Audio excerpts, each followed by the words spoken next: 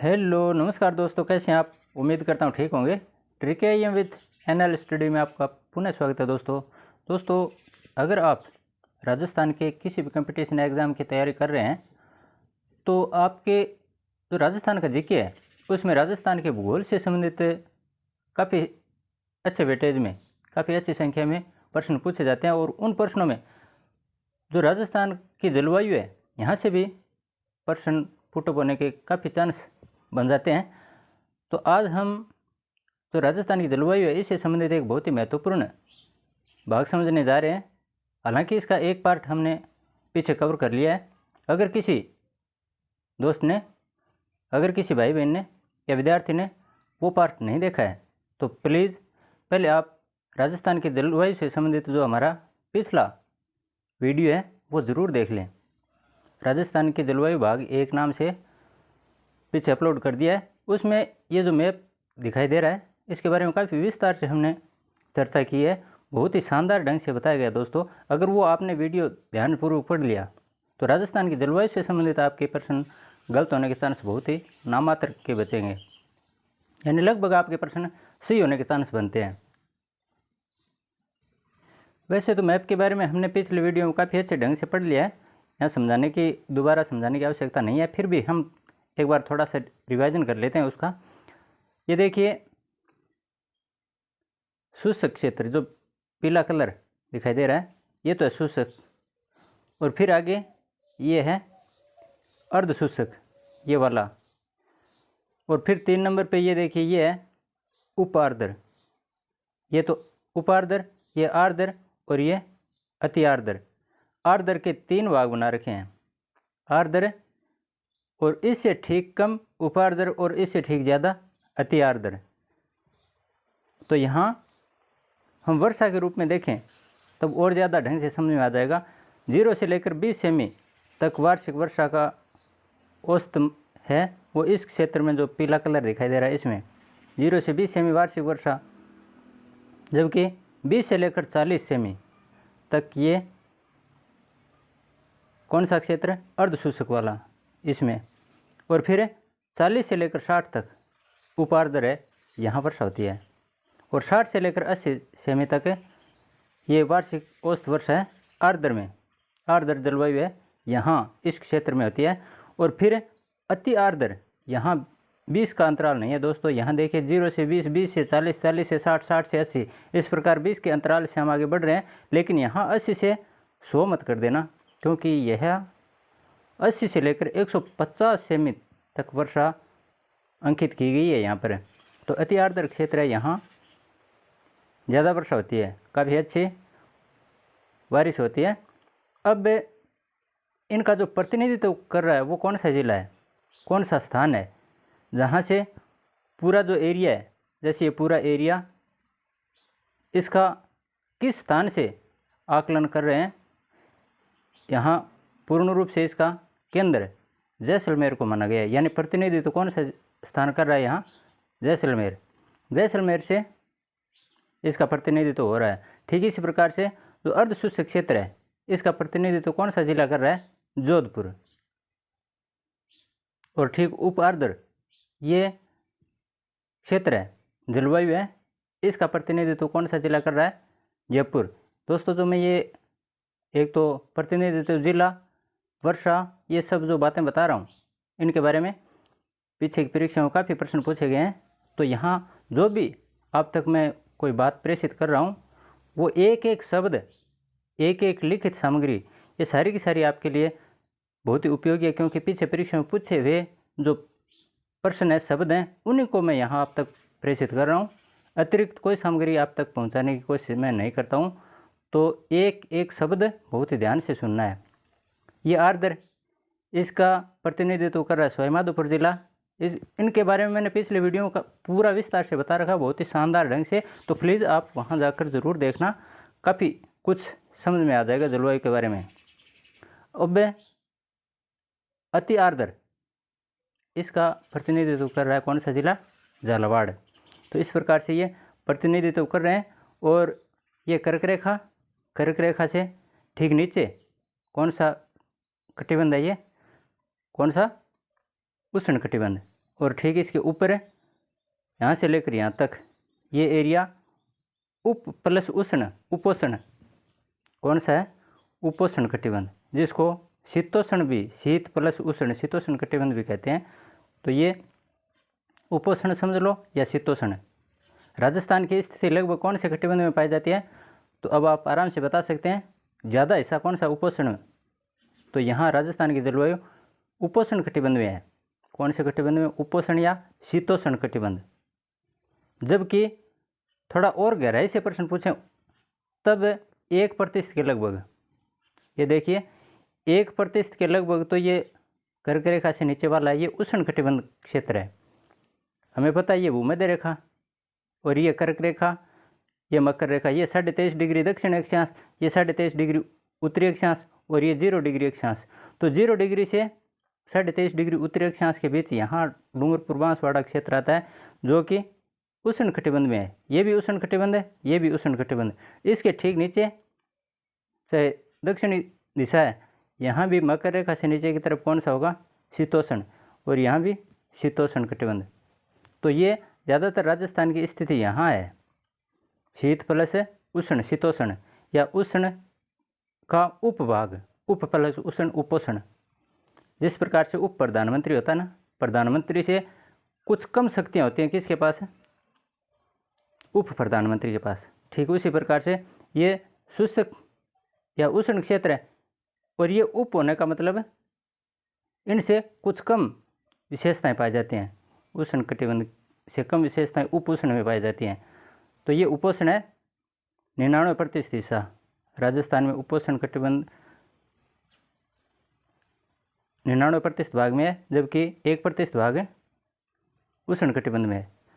अब इनका थोड़ा थ्योरिकल यानी लिखित रूप में हम समझने का प्रयास करें, क्योंकि ये तो हम जो अब बातें बताई ये पिछले वीडियो में हमने पूर्ण रूप से पढ़ लिया है, सिर्फ उनका दोहरान कर रहे थे।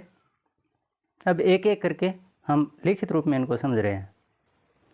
यहाँ तक तो हमने पिछले वाले वीडियो में पढ़ लिया था, आज हम यहाँ से शुरुआत कर रहे हैं। राजस्थान के जलवायु प्रदेश हैं, ये भारतीय मौसम विभाग ने किस प्रकार से मान्य, सबसे पहले तो यही पढ़ते हैं, उसके बाद में कोपेन, फिर थॉर्नवेट, फिर ट्रिवार्थी की तरफ जाएंगे। यहाँ भारतीय मौसम विभाग के अनुसार आधार क्या माना गया, तापक्रम, वर्षा और आर्द्रता। इनके आधार पर राजस्थान के जलवायु को 5 भागों में बांटा गया है। तापक्रम का मतलब आप समझते हैं, तापमान देखकर। वर्षा अभी हमने चर्चा की, वर्षा देखकर। और आर्द्रता यानी नमी, नमी है, आर्द्रता यानी गीलापन, नमी, वर्षा और तापक्रम, इन सब को देखकर भारतीय मौसम विभाग ने कितने भागों में विभाजित किया है भारतीय जलवायु को, 5 भागों में। एक एक करके उनके बारे में हम पढ़ते हैं। वैसे तो हमने चित्र में समझ लिया था 5 भाग थे, कौन कौन से थे। येलो कलर वाला पश्चिमी दिशा में था, ठीक उसी पर आते हैं सबसे पहले। तो शुष्क जलवायु प्रदेश, जिसको कि उष्ण कटिबंधीय शुष्क जलवायु प्रदेश भी कहते हैं। नाम ये भी आ सकता है प्रश्न में, ये भी आ सकता है, लेकिन हैं दोनों एक ही। प्रतिनिधित्व जिला कौन सा बताया था मैंने आपको, जैसलमेर। तो जैसलमेर इस जलवायु खंड का प्रतिनिधित्व कर रहा है। अन्य कौन कौन से जिले हैं जिनमें ये विस्तृत है, बीकानेर, फलोदी, बाड़मेर, गंगानगर, जोधपुर, चूरू, हनुमानगढ़ आदि। और 0 से 20 सेमी औसत वर्षा यहाँ मापी गई है। दोस्तों ज़रूरी नहीं है 0, यहाँ 5 से 20 भी आ सकता है, 10 से 20 भी आ सकता है। कहने का मतलब है ये पूरा फिक्स आंकड़ा, ये 0 से ऑप्शन में नहीं मिले तो भी, यानी 20 से कम है, लेकिन यहाँ 3 से 20 सेमी भी आ सकता है, तो वो उत्तर इसका सही माना जाता है। और 34 डिग्री से 40 डिग्री सेंटीग्रेड औसत तापमान है, ग्रीष्म ऋतु में माना गया है। इसमें वाष्पीकरण की दर है, वाष्पीकरण यानी पत्तियों द्वारा जो वाष्प की क्रिया होती है, एक तो वो वाष्पीकरण, और जो जल है भाप बनकर उड़ता है, वो वाष्पीकरण की दर है। उसके आधार पर यानी वाष्पीकरण की दर वर्षा की मात्रा से अधिक होती है। वर्षा जितनी होती है उससे ज़्यादा वाष्पीकरण हो जाता है। क्यों? क्योंकि यहाँ ग्रीष्म जलवायु है। दैनिक एवं वार्षिक तापांतर अधिक पाया जाता है इस खंड में। हमने उष्ण जो जैसलमेर यानी पश्चिमी दिशा में क्षेत्र है उसकी बात कर रहे हैं, तो यहाँ वाष्पीकरण की दर ज़्यादा है, वर्षा कम है। दैनिक और वार्षिक तापांतर भी अधिक है। तापांतर का मतलब क्या होता है? जैसे एक दिन में तापमान का उच्चतम बिंदु और निम्नतम बिंदु दोनों में अंतर। उच्चतम बिंदु मान लीजिए दोपहर के 12 बजे या 1 बजे 2 बजे उच्चतम तापमान 34 डिग्री है। किस स्थान का उच्चतम तापमान कितना है? 34 डिग्री सेंटीग्रेड है। और निम्नतम रात्रि के 12-1 बजे के लगभग जो निम्नतम तापमान होता है, वैसे तो लगभग 3 बजे के लगभग माना जाता है निम्नतम, तो वो अगर 4 डिग्री सेंटीग्रेड है तो 24 घंटे की जो क्रियाविधि है इसी के अंतर्गत है। उच्चतम तापमान 34 डिग्री सेंटीग्रेड था जबकि निम्नतम तापमान 4 डिग्री सेंटीग्रेड था। इन दोनों में जो अंतर है वही तापांतर कहलाता है, यानी ताप प्लस अंतर। तापमान का अंतर तापांतर है। तो कितना हो गया? 34 में से 4 घटाइए 30 डिग्री। इस प्रकार का तापांतर सबसे ज़्यादा इस क्षेत्र में मिलता है। कौन से में? जो पश्चिमी शुष्क मरुस्थलीय जो क्षेत्र है जैसलमेर के आसपास। वनस्पतियों के रूप में अगर बातचीत की जाए तो हमें पता है वर्षा बहुत कम होती है, और जितनी वर्षा होती है उससे ज़्यादा वाष्पीकरण हो जाता है, तो नमी बहुत कम होती है। इस वजह से प्राकृतिक वनस्पति रहित क्षेत्र बन जाता है। ये जलवायु क्षेत्र है, उसमें प्राकृतिक वनस्पति रहित कंटीली झाड़ियों वाला प्रदेश कहलाता है। ये कंटीली झाड़ियाँ सिर्फ कंटीली झाड़ियाँ हैं क्योंकि झाड़ियों में पत्ते छोटे होते हैं और पत्तियों का आकार छोटा, और कंटीले कांटे होते हैं, वो वाष्पीकरण ज़्यादा नहीं होने देते हैं। तो पर्यावरण से संतुलन बनाने के लिए ये झाड़ियाँ हैं, ये अपनी पत्तियों का आकार छोटा रखते हैं। अगर कोई पत्ती बड़ी है किसी पेड़ की, अगर पत्तियाँ बड़ी होती हैं तो उनके ऊपर कांटे होते हैं, और वो कांटे सिर्फ इस पर्यावरण संतुलन के लिए ही होते हैं ताकि वाष्पीकरण ज़्यादा न हो और अपना अस्तित्व बचाए रख सकें। इस प्रकार से कंटीली झाड़ियों वाला प्रदेश है ये। कठोर व शुष्क जलवायु, इतनी बातें हमने कर ली हैं। तो कठोर होना स्वाभाविक है, और शुष्क जलवायु है। बालुका स्तूपों से परिपूर्ण प्रदेश है। कौन सा? यही शुष्क जलवायु प्रदेश। बालुका स्तूप अर्थात रेतीले टीले। शुष्क जलवायु के कारण रेत भरी आंधियाँ चलती हैं हमेशा। सबसे ज़्यादा आंधियाँ गंगानगर जिले में चलते हैं ना, 27 दिन। तो कहने का मतलब है ज़्यादातर आंधियाँ चलती रहती हैं। और ग्रीष्म ऋतु में जो भयंकर गर्मी अपने साथ लिए हुए जो तेज पवने चलते हैं उनको लू कहते हैं। यायावर जीवन व्यतीत करते हैं। यायावर का मतलब पशुपालन के रूप में पशुओं को इधर उधर चराते हुए जो ग्वाले होते हैं वे अपना जीवन व्यतीत करते हैं। ये यायावर जीवन है, घुमावदार, इधर उधर घूमना। इसके बाद में देखिए अर्ध शुष्क जलवायु प्रदेश। उससे थोड़ी सी ठीक स्थिति है अर्ध शुष्क की। जितना कठोर है शुष्क था उतना कठोर ये क्षेत्र नहीं है, लेकिन अन्य के मुकाबले फिर भी कठोर है। बाड़मेर, बालोतरा, जालोर, जोधपुर, सीकर, झुंझुनू, पाली, नागौर, डीडवाना कुचामन, चूरू, हनुमानगढ़, गंगानगर, बीकानेर आदि जिलों में विस्तृत है। कौन सा? अर्ध शुष्क जलवायु प्रदेश। हमने मैप में दिखाया था आपको वही। अब इसका प्रतिनिधित्व कौन सा जिला कर रहा है? जोधपुर। अनियमित और अनिश्चित वर्षा होती है, असमान वर्षा होती है, और 20 से 40 सेमी तक औसत वर्षा आंकी गई है इस क्षेत्र में। कांटेदार झाड़ियाँ व घास की प्रधानता वाले घास यहाँ ठीक ठाक पाई जाती है। इस प्रदेश में आक, ये रह नहीं है, आक, खेजड़ी, रोइडा, बबूल, कंटीली झाड़ियाँ, फोग आदि वृक्ष तथा सेवण व लीलन घास जैसी स्टेपीतुल्य वनस्पति पाई जाती है। ये सेवण एक प्रकार की घास है और लीलन भी घास है। स्टेपीतुल्य वनस्पति एक स्वाना और एक स्टेपी प्रकार की वनस्पति पाई जाती है। यहाँ का मुख्य कार्य क्या है? कृषि करना अर्थात खेती करना और पशुपालन।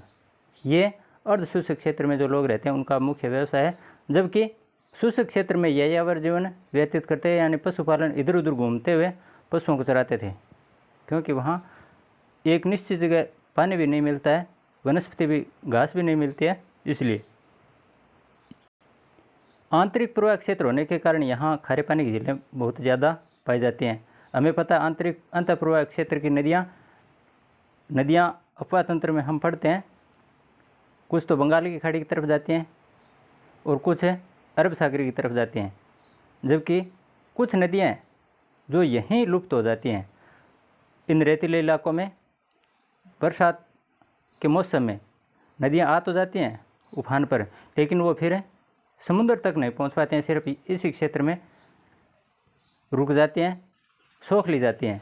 तो जो नदियाँ यहाँ रुक जाती हैं वो आंतरिक प्रवाह की नदियाँ हैं। और इस क्षेत्र में क्योंकि ज़मीन से गुजरने पर जो नमक की मात्रा उनमें समाई हुई होती है वो समुद्र तक नहीं जा पाती है, बल्कि यहीं इकट्ठी हो जाती है, इसलिए यहाँ खारे पानी की झीलें पाई जाती हैं। यानी खारापन है जो ज़मीन के संपर्क में आने से बना था, और यहाँ तैतीस सागर के भी अवशेष हैं। इस वजह से जो आंतरिक प्रवाह का क्षेत्र है, इसी वजह से खारे पानी की झीलें पाई जाती हैं इस क्षेत्र में। कौन से क्षेत्र में? अर्ध शुष्क वाले क्षेत्र में। अब देखिए उप आर्द्र जलवायु प्रदेश तीसरे नंबर पर, इसका प्रतिनिधित्व कौन सा जिला कर रहा है? जयपुर। जयपुर को केंद्र में रखते हुए हम इसका अध्ययन करेंगे। अन्य कौन कौन से जिलों में विस्तृत है ये?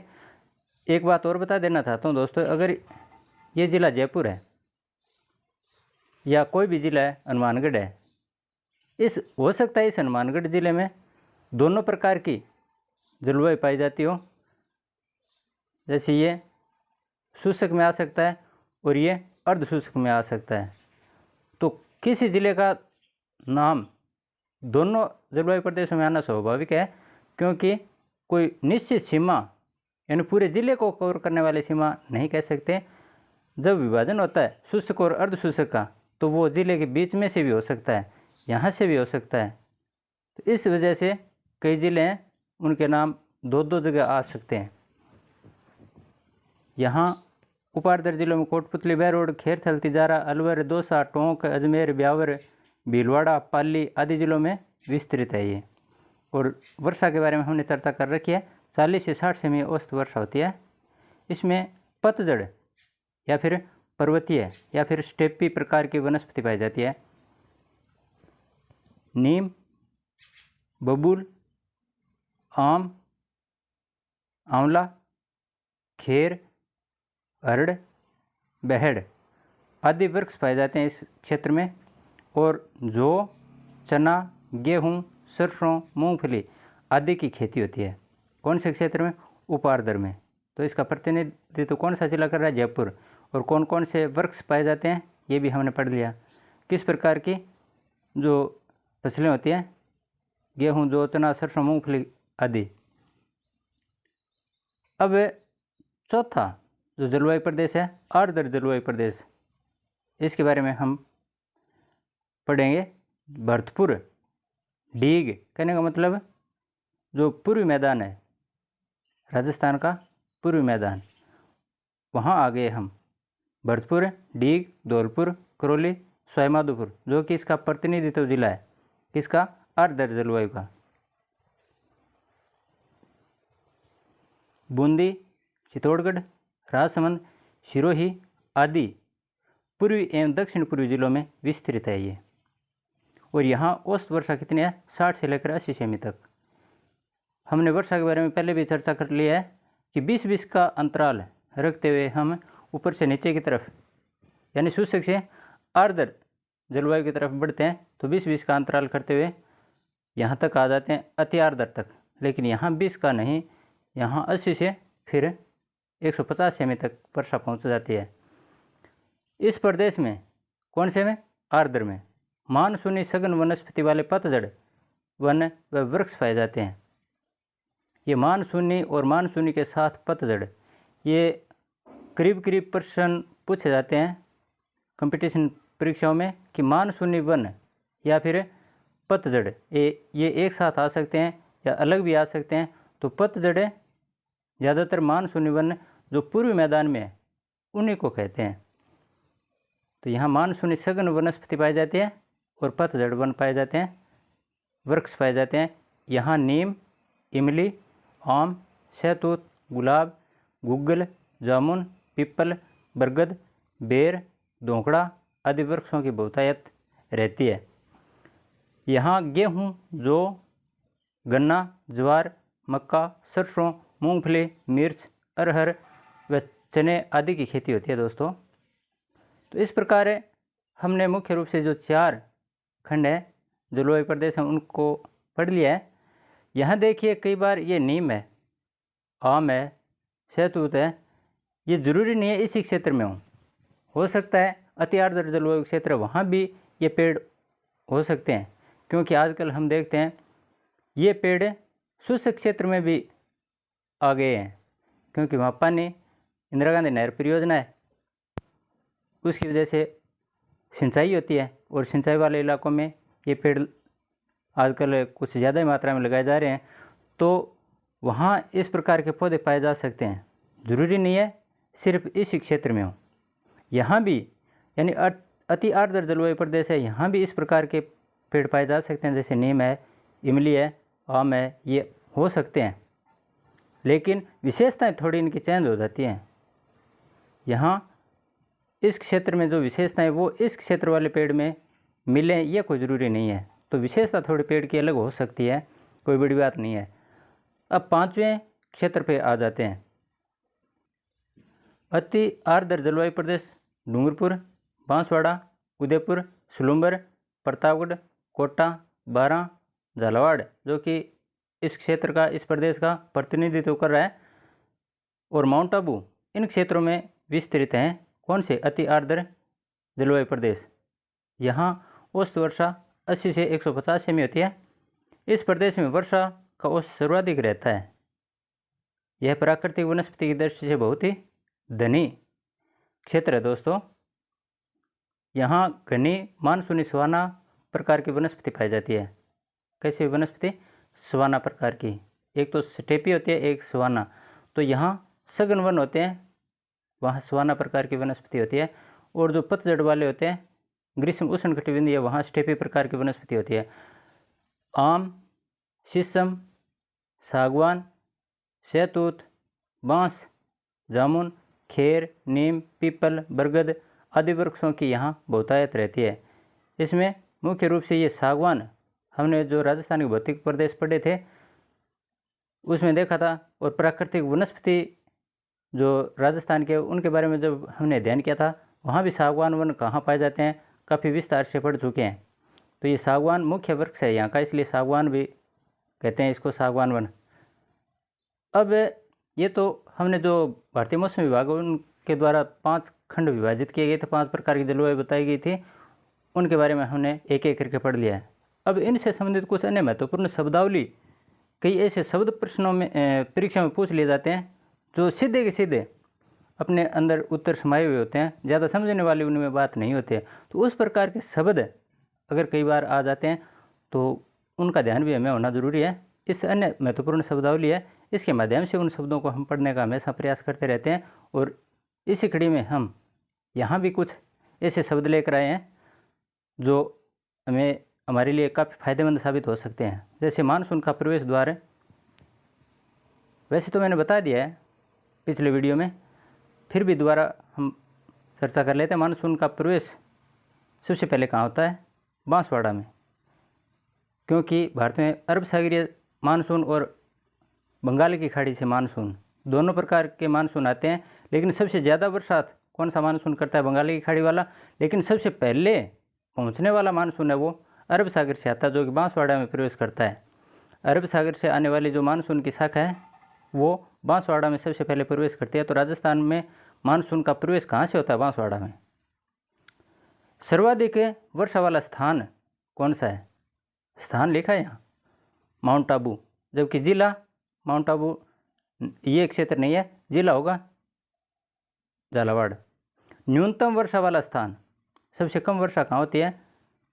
हम चले थे ना जीरो से लेकर 150 तक आप गए थे, तो जीरो यानी जैसलमेर में पश्चिमी क्षेत्र है, पश्चिमतम बिंदु सम, जो कि हमारे राजस्थान का सबसे पश्चिमतम भाग है। जैसलमेर का सम, वहाँ सबसे कम वर्षा होती है। सर्वाधिक वर्षा वाला जिला झालावाड़, न्यूनतम वर्षा वाला जिला जैसलमेर। सर्वाधिक वर्षा वाला महीना, सबसे अधिक वर्षा अगस्त में होती है। और सर्वाधिक वर्षा वाला संभाग कौन सा है? कोटा, यानी हड़ौती में सबसे ज़्यादा होती है, तो वहाँ कोटा संभाग बन गया। न्यूनतम वर्षा वाला संभाग कौन सा है? पश्चिमी क्षेत्र यानी जोधपुर संभाग में आते हैं। जैसलमेर वगैरह वगैरह ये सारे जोधपुर संभाग के हैं। राजस्थान का मासिनराम कौन सा स्थान है? माउंट आबू। मासिनराम का मतलब क्या हो गया? क्या ये कोई व्यक्ति विशेष है? नहीं दोस्तों, ये व्यक्ति नहीं है। मासिनराम जरूर है लेकिन व्यक्ति नहीं है, किसी स्थल का नाम है। और ये स्थल है कहाँ पर है? भारत की जलवायु के बारे में हम जब पढ़ते हैं तो भारत में जैसे ये हिमालय पर्वत श्रृंखला है, हिमालय पर्वत श्रृंखला इसी प्रकार से है ना भारत में। बंगाल की खाड़ी से जब बंगाल की खाड़ी में जो मानसूनी पवने हैं वो इस साइड में जब बढ़ते हैं तो यहाँ आगे ये पहाड़ आ जाता है। गारो खासी पहाड़ियाँ हैं मेघालय में, वहाँ जाकर ये हिमालय से टकराते हैं। इन पहाड़ियों से टकरा कर मानसूनी पवने फिर वापस इस साइड में घूमती है, क्योंकि आगे पहाड़ आ गया, आगे जा नहीं सकती। आगे ये वृष्टि छाया प्रदेश है, यहाँ वर्षा ये पवने पहुँच नहीं पाती हैं, तो फिर ये इस साइड में घूम जाती हैं, यानी भारत की तरफ मुड़ जाती हैं, जो उत्तर का विशाल मैदान है भारत का उस साइड में। तो ये एकदम तो मुड़ती नहीं है, अगर मुड़ती हैं तो यहाँ कुछ टकराव बनेगा इनका। टकराव बनने पर ये यहाँ जो बरसात हुई है उससे ज़्यादा यहाँ होगी, यहाँ बरसात हुई है उससे ज़्यादा बरसात यहाँ होगी। कहने का मतलब इस घुमाव में, इस मोड़ में सबसे ज़्यादा बादल टकरा रहे हैं, सबसे ज़्यादा पवन यहीं टकरा रही है। तो इस टकराव की वजह से सबसे ज़्यादा इस मासिनराम वाले स्थल पर, ये मासिनराम है, ये यहाँ स्थित एक स्थल है, इस स्थल पर सबसे ज़्यादा बरसात होती है। पूरे भारत में नहीं, पूरे विश्व में, पूरे विश्व का सबसे अधिकतम वर्षा वाला स्थान कौन सा है? यही मासिनराम है दोस्तों।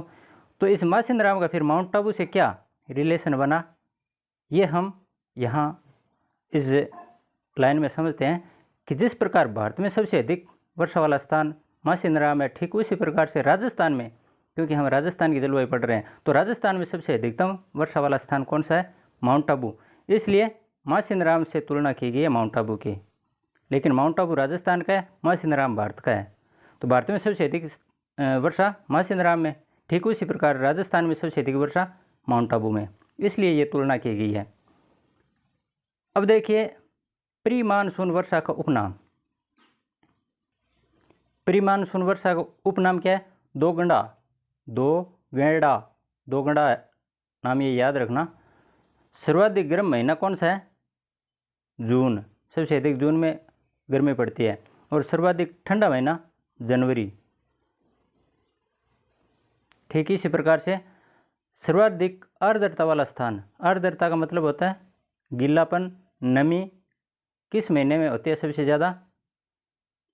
ये नहीं पूछा, इसमें पूछा स्थान। तो सबसे ज़्यादा नमी वाला स्थान कौन सा है? माउंट आबू। क्यों? क्योंकि वहाँ सबसे ज़्यादा बरसात होती है।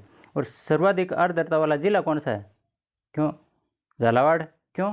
क्योंकि यहाँ सबसे अधिक वर्षा होती है। और सर्वाधिक दैनिक तापांतर, यानी दिन के तापमान में जो अंतर है वो सबसे अधिक कहाँ? जैसलमेर में। क्यों? क्योंकि वहाँ रेतीला क्षेत्र है, और रेतीले क्षेत्र में ज़्यादा दिन में ज़्यादा गर्मी, रात को ज़्यादा ठंड।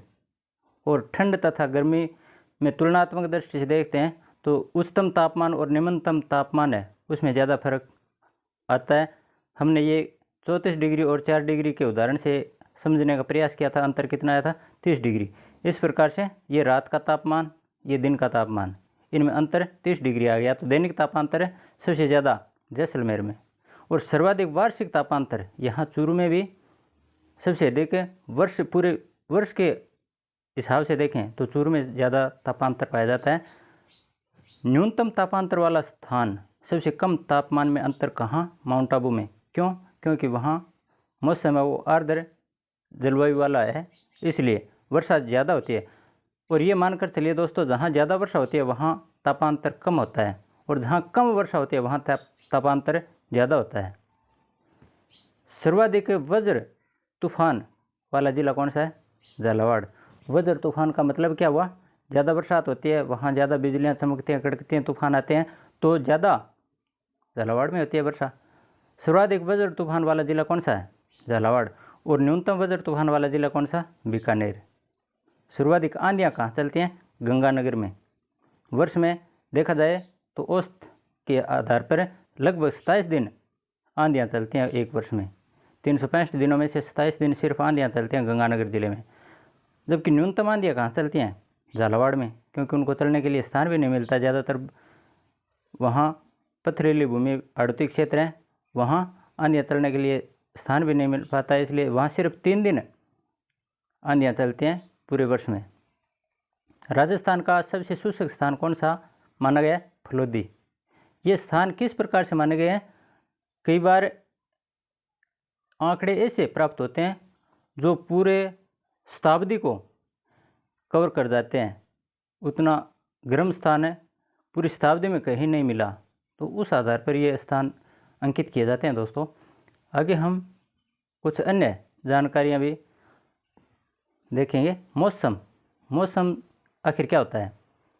जलवायु के बारे में हमने पढ़ लिया। 30 वर्ष का लगभग 30 वर्ष का जो मामला है, किस प्रकार की जलवायु वहाँ पाई गई है, किस प्रकार के जो परिवर्तन वहाँ हुए मौसम में, तो वो सारा का सारा मामला जलवायु में आ जाता है। जबकि जलवायु की क्षणिक अवस्था यानी जलवायु का एक बहुत ही छोटा सा भाग जो कि मिनटों में हो सकता है, घंटों में हो सकता है, या फिर 4-5 दिन से कम, 1-2 दिन का भी हो सकता है, 4-5 दिन का भी हो सकता है, उनका सम्मिलित रूप क्या कहलाता है? मौसम कहलाता है।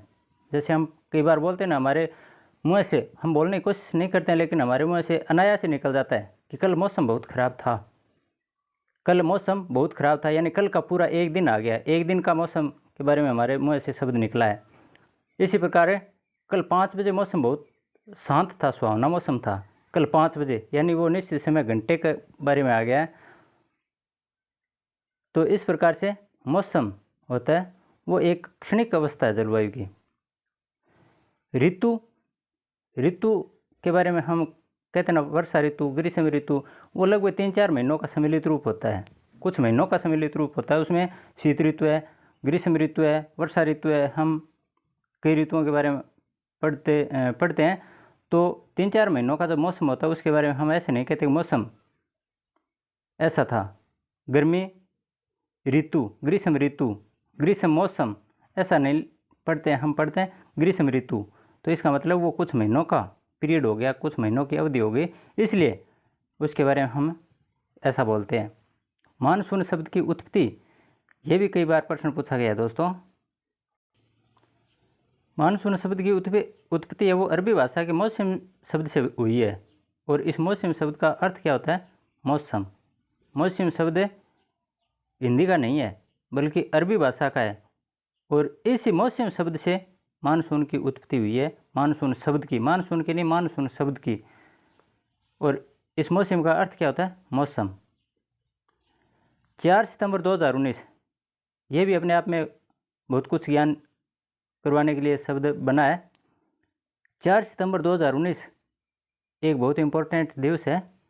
इस दिन राजस्थान में पर्यावरण एवं जलवायु परिवर्तन निदेशालय की स्थापना हुई थी दोस्तों। ये प्रश्न पूछा गया है। राजस्थान में पर्यावरण एवं जलवायु परिवर्तन निदेशालय की स्थापना कब हुई? 4 सितंबर 2019 को। अब हम जिलों में जो वार्षिक वर्षा होती है वो कितने दिन, जिस प्रकार से गंगानगर में 27 दिन आंधियाँ चलती हैं, झालावाड़ में 3 दिन आंधियाँ चलती हैं, तो यहाँ वर्षा के बारे में भी हमने गणना की है। देखिए, जिलों में वार्षिक वर्षा है वो सबसे ज़्यादा झालावाड़ जिले में होती है, 40 दिन। झालावाड़ जिले में लगभग एक वर्ष में से 40 दिन तक वर्षा होती है, जबकि बांसवाड़ा में इससे ठीक 2 दिन कम, यानी 38 दिन, और दोनों ही अति आर्द्र जलवायु के अंतर्गत आते हैं। तो झालावाड़ में 40 दिन, जबकि बांसवाड़ा में 38 दिन वर्षा होती है। तो क्या अपना जैसलमेर वो कितनी वर्षा प्राप्त करता है? मात्र 5 दिन। पूरे वर्ष में मात्र 5 दिन जैसलमेर के हिस्से में वर्षा आती है दोस्तों। देखिए कितनी कठिनाई महसूस कर रहा होगा बेचारा। चलो, वहाँ की परिस्थितियाँ कुछ ऐसी हैं। अब बम्बूलिया, ये शब्द भी हम सब जानते हैं। राजस्थानी जो भी आप में तैयारी करने वाले राजस्थानी पढ़ने वाले हैं वो तो सारे इसी नाम से वाकिफ़ हैं कि भुमूड़ियो उठियो, कहते हैं ना कि भुमूड़ियो उठियो, भुमूड़ियो यानी भुमूलिया उठ गया। भुमूलिया आखिर होता क्या है, जैसे इस साइड से वायु आई और इस साइड से भी वायु आई, दोनों साइडों से वायु आ रही है और दोनों एक दूसरे से टकराते हैं, ये इधर से धक्का मारते हैं और ये इधर से धक्का मारते हैं, तो दोनों के बीच में वायु का मान क्या हो गया, वायुदाब बिल्कुल शून्य हो गया। दोनों के बीच वायुदाब का मान बिल्कुल शून्य हो गया, क्योंकि न तो ये वायु इधर से अपनी तरफ आने दे रही है इसको और ये वायु अपनी तरफ इसको नहीं आने दे रही है, दोनों के बीच एकदम शून्य पोजीशन आ गई। तब ये काफ़ी कसाकसी करने के बाद, काफ़ी संघर्ष करने के बाद हो सकता है कोई थोड़ा सा इस साइड में ऐसे फिसल जाए। अगर ये वायु की धारा है ये इस साइड में फिसल गई तो ये ऐसे प्रवेश करेगी। अब ये एकदम ऐसे प्रवेश इस साइड में आगे बढ़ी और ये आगे बढ़ी, लेकिन है दोनों समान रूप से, तब ये बढ़कर इस स्थान को कवर करने की कोशिश करेगी और ऐसे घूमते घूमते ये ऐसे घुमावदार स्थान बन जाएगा। अब घूम तो रही है लेकिन आगे नहीं बढ़ने दे रही, ये इस वायु को ये आगे नहीं आने दे रही और इस वायु को ये आगे नहीं आने दे रही है हवा को। तब ये क्या करते हैं, इस प्रकार घूमते हुए ऊपर उठने शुरू हो जाते हैं, तब ये वायु भंवर बनता है। तब इसको क्या कहते हैं, वायु भंवर। ये भंबुला बन जाता है, बहुत ऊंचा चला जाता है ये। इस प्रकार से ये वायु भंवर कुछ यानी लघु क्षेत्र में, बहुत ही छोटे क्षेत्र में ये बनते हैं। तो वायुमंडल में कहीं कहीं संवहनिक धाराओं की उत्पत्ति, ये जो संवहनिक धाराएं हैं इनकी उत्पत्ति के कारण लघु क्षेत्र में यानी बहुत ही छोटे क्षेत्र में वायु भंवर उत्पन्न होते हैं। तो ये क्या कहलाते हैं, भंबुलिया। अब देखिए 25 संवर्षा रेखा ये क्या है, जो रेगिस्तान है, उत्तर पश्चिम मरुस्थल रेगिस्तानी इलाका, उसके दो भाग बना दिए हमने। राजस्थान की जो भौतिक अवस्थाएं थी उनके बारे में, भौतिक स्वरूप के बारे में पढ़ा था, तब भी हमने चर्चा की थी कि राजस्थान की जो उत्तर पश्चिम मरुस्थल है इसके दो भाग बना दिए और ये भाग बनाने वाली जो संवर्षा रेखा है ये कौन सी है, 25वीं संवर्षा रेखा। ये 0 से लेकर 40 तक अब हम आए हैं ना, शुष्क कहाँ से 0 से 20 में वर्षा करवा रहा है और 20 से 40 तक है कौन सा, अर्ध शुष्क। तो जिस प्रकार ये शुष्क के दो भाग बने, एक तो शुष्क है एक अर्ध शुष्क, ठीक उसी प्रकार से उत्तर पश्चिम मरुस्थल है उसके भी दो बराबर भाग बनाने वाली कौन सी रेखा है, 25वीं संवर्षा रेखा। अब 50वीं संवर्षा रेखा ये राजस्थान को दो बराबर भागों में बांटती है। तो ध्यान रखिए 50वीं संवर्षा रेखा पूरे राजस्थान को दो भागों में बांटती है और 25वीं संवर्षा रेखा ये किसको, सिर्फ रेगिस्तानी भाग को दो भागों में बांटती है, जो कि अरावली से ठीक है पश्चिम की तरफ है। एक शब्द आता है no shadow zone. No shadow zone हमें पता है कर्क रेखा पर 21 जून को सूर्य की किरणें लंबवत पड़ती हैं। लंबवत का मतलब सीधी खड़े रूप में 90 डिग्री का कोण बनाते हुए। यदि यहाँ कोई व्यक्ति खड़ा है तो इसके पूर्ण रूप से यहाँ सूर्य है, ये सूर्य है और ये कोई व्यक्ति खड़ा है या पोल है या वृक्ष है जो भी है, तो इसकी छाया 21 जून को, इसकी छाया किस समय, दोपहर में, ये लिखा है यहाँ दोपहर में। इसकी छाया किस साइड में होगी, न तो इस साइड में आएगी, न इस साइड में आएगी, न इस साइड में, न दूसरी साइड में। क्यों, क्योंकि सूर्य बिल्कुल ऊपर है। इस कर्क रेखा पर जितने भी स्थान है उन पूरे स्थानों पर जो भी वृक्ष है, व्यक्ति है, पेड़ है, उन सब की छाया कहाँ जाएगी, फिर चारों तरफ किसी भी साइड में नहीं जाएगी तो छाया आखिर बनेगी कहाँ, इसके अंदर ही समा जाएगी, इसके बिल्कुल नीचे, यानी छाया कहीं दिखाई नहीं देगी, इसके नीचे ही होगी। अगर हम खड़े हैं तो हमारे पैरों में होगी हमारी छाया, इधर उधर नहीं होगी। तो इस वजह से हम छाया दिखाई नहीं दे रही है, अर्थात नो नहीं, शेडो छाया, परछाई, जोन क्षेत्र, छाया दिखाई नहीं देती है वो क्षेत्र, नो शेडो जोन। इसका मतलब क्या हो गया, शेडो ये इंग्लिश शब्द है, नो शेडो जोन। नो का मतलब नहीं, शेडो का मतलब परछाई या छाया, जोन क्षेत्र। तो ये कर्क रेखा वाला क्षेत्र है। तो नो शेडो जोन मकर रेखा पर भी बनता है, भूमध्य रेखा पर भी बनता है और कर्क रेखा पर भी। वो तो हमारे काम के नहीं है, लेकिन 21 जून वाले काम के, क्योंकि हमारे राजस्थान के अंदर से होती हुई जाती है। ये राजस्थान में जो डूंगरपुर बांसवाड़ा वहाँ से होकर गुजरती है, इसलिए हमारे लिए उपयोगी हो जाती है परीक्षा की दृष्टि से। अब दैनिक तापांतर, इनके बारे में हमने विस्तार से पढ़ लिया है। ग्रीष्म ऋतु में सर्वाधिक तथा वर्षा ऋतु में न्यूनतम तापमान होता है।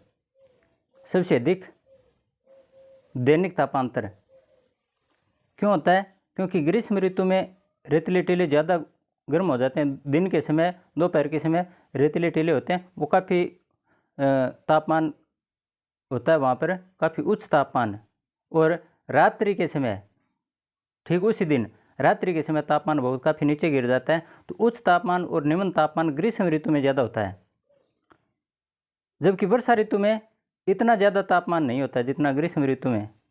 मई जून में जितना तापमान होता है, क्या उतना अगस्त में होता है? नहीं होता है। तो वर्षा ऋतु में तापमान, उच्च तापमान इतना नहीं होता है, इसलिए यहाँ तापांतर भी कम होगा। जितना तापमान दिन में उच्च नहीं होगा, रात्रि में भी उतना निम्न नहीं होगा। कब है? वर्षा ऋतु में। ग्रीष्म ऋतु में रात का तापमान ज़्यादा नीचा आ सकता है, जबकि वर्षा ऋतु में रात का तापमान उतना नीचा नहीं आता जितना कि ग्रीष्म ऋतु में आता है। तो यहाँ हो सकता है ग्रीष्म ऋतु में अंतर 30 डिग्री का आता है, तो वर्षा ऋतु में इसका तापमान है, इसमें अंतर 20 डिग्री या 20-25 डिग्री के लगभग इतना ही रहेगा। कहाँ? हमारे जो रेगिस्तानी क्षेत्र हैं वहाँ समझ लो, चाहे कहीं भी। तो ये इसका फर्क होता है। परवाई, पूर्वैया, ये आखिर क्या है? परवाई जो पूर्व की दिशा से, यानी बंगाल की खाड़ी से आने वाला जो मानसून है, उन मानसूनी हवाओं को परवाई या पूर्वैया कहते हैं। राजस्थान में बंगाली खाड़ी से आने वाली जो मानसूनी हवाएं हैं, जिनका सर्वप्रथम प्रवेश कहाँ होता है? झालावाड़ से होता है। वे मानसूनी पवनें पूर्व की दिशा से पश्चिम की दिशा में आ रही हैं, पूर्व से पश्चिम की तरफ आ रही हैं। तो पूर्व से राजस्थान में प्रवेश किया, इसलिए राजस्थान में रहने वाले उनको क्या कहते हैं? पूर्वैया। अगर वो पश्चिम से आती तो उसको पूर्वैया नहीं कहते, क्योंकि पूर्व दिशा से आ रही है, इसलिए पूर्वैया नाम दिया गया उनको। थोड़ा सा और पढ़ लेते हैं दोस्तों, फिर आज का लेसन ये इतना ही पढ़ेंगे। राजस्थान की जलवायु किस प्रकार की है? उपोष्ण जलवायु, इसके बारे में विस्तार से हमने पढ़ लिया है। जो कि 99% भाग राजस्थान में, अगर गहराई से पूछें तो 99% भाग राजस्थान का वो उपोष्ण जलवायु में आता है, जबकि उष्ण कटिबंध में सिर्फ 1% भाग आता है। राजस्थान का ये कर्क रेखा से ठीक नीचे की तरफ है, डूंगरपुर बांसवाड़ा वाला 1% भाग है। कितना? 1% भाग है, ये उष्ण कटिबंध में आता है, जबकि ऊपर वाला सारा का सारा क्षेत्र है वो किस में आता है? उपोष्ण या शीतोष्ण कटिबंध में। इस प्रकार से दोस्तों हमने राजस्थान की जो जलवायु है इससे संबंधित काफ़ी कुछ ज्ञान अर्जित कर लिया है। यहाँ से बाहर कोई प्रश्न नहीं जाएगा, ऐसा मेरा मानना है। तो आप ये दोनों वीडियो समझ लेना, और राजस्थान की जलवायु से संबंधित लगभग पूरा कवर हो चुका मामला। अब यहाँ कुछ शब्द ऐसे रह गए जो कोपेन, ट्रिवार्थी और थॉर्नवेट उन्होंने हमें बताए थे, समझाए थे। उन शब्दों को अगले वीडियो में हम ट्रिक के माध्यम से समझेंगे। वो ज़्यादा हार्ड नहीं है, एक जैसे शब्द हैं, वो समझ लेंगे। थोड़ा सा ट्रिक के माध्यम से अगर हम दिमाग लगाएं तो आराम से समझ में आ जाएंगे। मेरे द्वारा दी गई जानकारी से अगर दोस्तों आप थोड़े से भी संतुष्ट होते हैं तो लाइक वाला बटन ज़रूर दबाना, और अगर कुछ और बढ़िया लगे तो इस परिवार के आप सदस्य भी बन सकते हैं। आप सबका वेलकम होगा, और वेलकम होने के लिए आप सब्सक्राइब वाला बटन दबा देना, ताकि मेरा हौसला बढ़े और आगे से आगे बहुत ही शानदार ढंग से ये टॉपिक आपको समझाने का प्रयास कर सकूँ। आपके हौसले बढ़ाने की वजह से ही मैं ये वीडियो बना पाऊँगा। और यदि मेरे बताने में किसी प्रकार की कोई कमी है, त्रुटियाँ, अपने आप में कोई परिपूर्ण नहीं होता दोस्तों, ऐसा मेरा मानना है कि कोई भी इंसान हो, चाहे वो परिपूर्ण कोई नहीं हो सकता। भगवान ने परिपूर्ण बनाए नहीं है किसी को, तो हर इंसान में होती है उन कमियों को अगर आप मेरे तक प्रेषित करेंगे तो उसमें सुधार मैं अवश्य करूँगा, लेकिन वो कमियाँ आप कमेंट के माध्यम से बताएंगे तो वैसे मेरे को पता नहीं चलेगा कि मुझ में क्या कमी है। तो आज के लिए बस इतना ही। धन्यवाद। जय हिंद।